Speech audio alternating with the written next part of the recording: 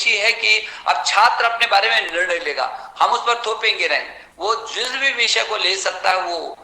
ले करके और आगे बढ़ सकता है। और उसको जो क्रेडिट बैंक है इसका भी प्रचार थोड़ा सा करें कि उस छात्र के हित में बहुत बड़ा निर्णय हुआ है ये, और ये इस नीति से उसको बल मिलेगा, उसका समय बर्बाद नहीं होगा और उसका मन कमजोर नहीं होगा। उसको जरूरत पड़ती है कि एक बार छोड़ करके उसको वो समय में भी चाहे वो उसको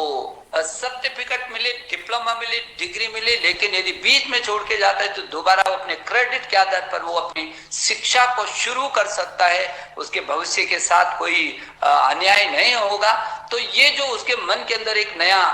उत्साह आएगा, उमंग आएगा, वो भी अपने आप में बहुत महत्वपूर्ण है। शोध और अनुसंधान के क्षेत्र में भी हमेशा प्रधानमंत्री जी ने बहुत गंभीरता से उस बात की चिंता की है कि अभी हमको बहुत तेजी से बढ़ना है, क्योंकि जब जब भी हम अपने इन संस्थानों का विश्व के फलक पर, चाहे वो क्यूएस रैंकिंग हो, टाइम्स रैंकिंग हो या अन्य जो भी मानक है, वहां कहीं ना कहीं हम शोध और अनुसंधान की दिशा में कहीं अभी कमजोर हैं। और मुझे भरोसा है कि हम उस क्षेत्र में भी अपनी ऊंची उड़ान को भरेंगे। और सरल और प्रखर व्यक्तित्व के धनी हैं श्री संजय धोत्रे जी,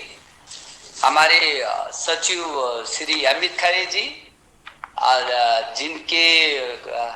रात दिन अथक प्रयासों से हम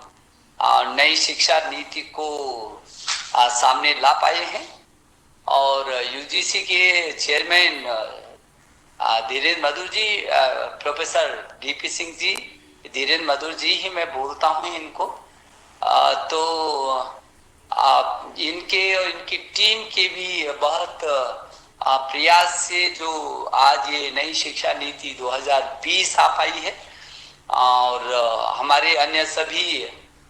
यहाँ पर मैं देख रहा हूँ कि भास्कर जी सहित बहुत सारे हमारे आईआईटीज के निदेशक और विश्वविद्यालयों के सभी कुलपतिगण और सभी हमारे वरिष्ठ प्रोफेसर और प्रिंसिपलगण सब जुड़े हुए हैं, शिक्षाविद। मुझे इस बात की खुशी है कि आज प्रधानमंत्री जी ने जिस बात को कहा है कि जो ये जो नई शिक्षा नीति, राष्ट्रीय शिक्षा नीति आई है, पूरे देश के अंदर बहुत अच्छा परिवेश है। और जहां तक मुझे लगता है कि जिस तरीके से हमारे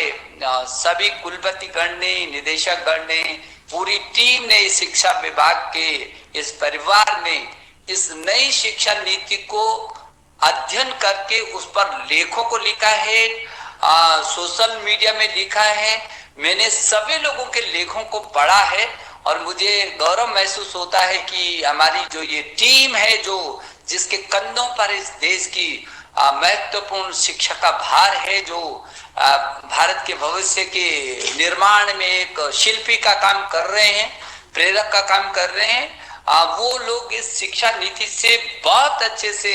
परिचित ही नहीं है, बल्कि लोगों तक भी लेख के माध्यम से और अपने सोशल मीडिया के माध्यम से,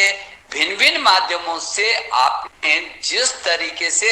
इस नई शिक्षा नीति को लोगों तक ले जाने का काम किया है, सबसे पहले तो मैं आप सब लोगों का अभिनंदन करता हूं। और मुझे बहुत गौरव है, महसूस होता है कि जैसे मैंने पिछली बार भी कहा कि इस शिक्षा के परिवार ने विषम विपरीत परिस्थितियों में चुनौतियों का मुकाबला करके उसको अवसरों में तब्दील किया है। इसका प्रत्यक्ष प्रमाण और उदाहरण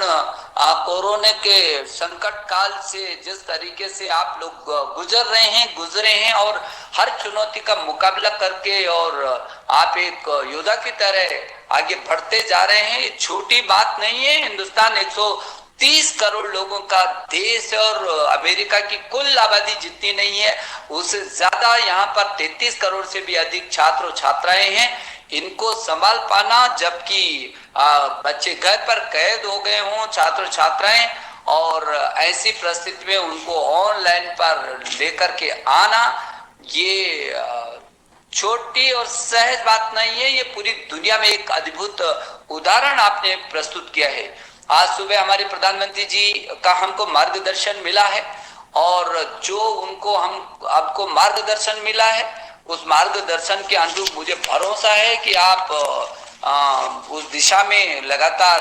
अपने मन भी बना दिया होगा, काम भी करेंगे। और जिस तरीके से आज दिन भर ये समापन सत्र आप कर रहे हैं, लेकिन मैं देख रहा था कि समग्र बहु विषयक और अत्याधुनिक शिक्षा के बारे में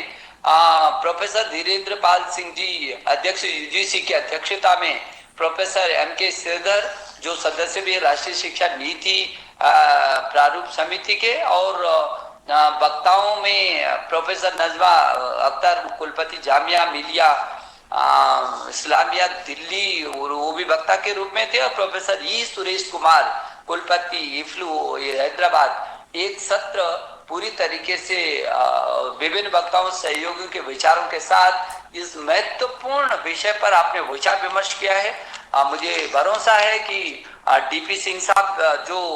लोगों के विचार आए होंगे इस दिशा में, उसको संग्रहित करके और लोगों तक भी पहुंचेंगे। अनिल सहस्त्र बुद्धे जी भी अभी जुड़े हैं, वो भी मुझे दिखाई दे रहे हैं। और उसके बाद जो फिर तीसरा सत्र हुआ है, वो गुणवत्ता युक्त अनुसंधान को उत्प्रेरित करने जैसे विषय पर हमारी प्रोफेसर के विजय राघवन, जो प्रधानमंत्री जी के प्रधान वैज्ञानिक सलाहकार हैं, उनकी अध्यक्षता में हुआ है। और इस नीति के क्रियान्वयन की हम पूरी पहल करेंगे, और हम आपको भरोसा दिलाते हैं कि बहुत ही शीघ्र, अल्प समय में ही इसके क्रियान्वयन की पहल शुरू हो जाएगी।